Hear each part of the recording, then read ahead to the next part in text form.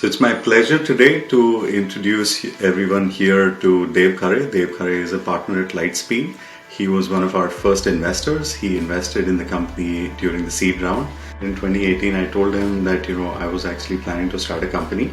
And this company was going to be, the next generation App Dynamics or Datadog. And I actually went to him asking that, I have two ideas in my mind. That, one is the next generation App Dynamics and Datadog.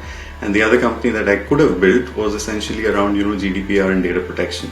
And one of the things that I remember that he was telling me when he was sitting in his office in Bangalore was that, the one seems an offensive idea, the other seems like a defensive idea. So if I were you, I would go and start this company.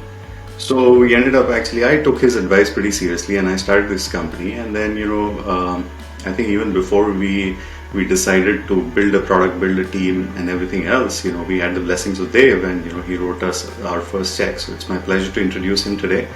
Dev, welcome. We are announcing our Series B today. Pleasure to have you here. What are your thoughts on Acceldata's journey so far? Thank you so much, Rohit. Pleasure talking with you here, and also, of course, knowing you since 2012 onwards. I know we met when you were doing Appsterics, and I was in India at that time, now back in the Bay Area, and I was looking at enterprise software companies that had roots in India but were serving the globe. And I just thought when I met you at that time that you had a real in-depth technical and product-oriented knowledge of the markets you were going after. And when you told me that you were thinking of leaving and starting something, and that's when it was even less about the idea, it was more about you as a founder and the team you had assembled, which is a very strong product and technical team. Talk a little bit about what you're seeing in these cross-border companies, because I'm sure that that's a specialty of yours. You have been in the US, you went back to India, and now you're back in the US.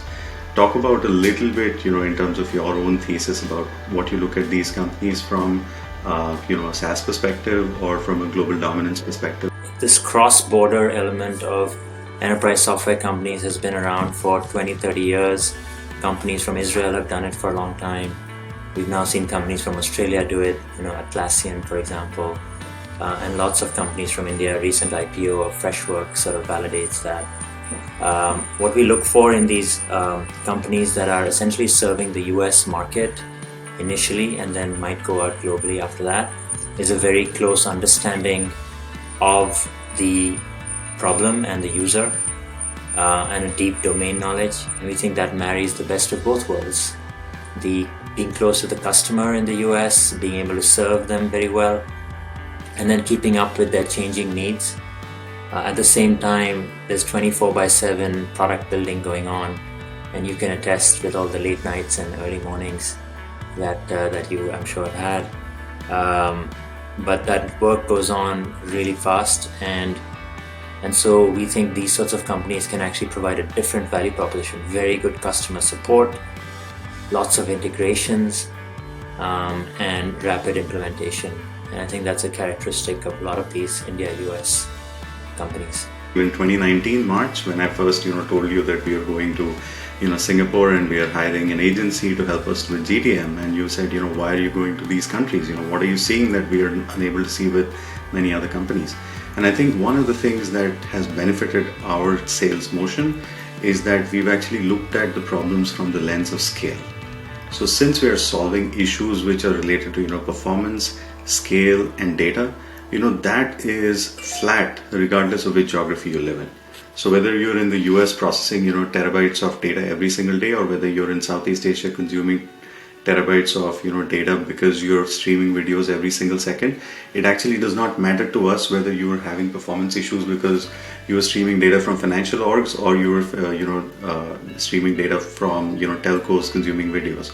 And maybe only the last question I have for you, Rohit, is now that you've been in the US for a couple of years, how do you think about sort of the team that you've built out and your ability to serve customers in the US? How has that changed, and what does that mean for the value proposition you have for prospects and customers that you're talking to, these large Fortune 500 companies around the world and in the US that have tons of data?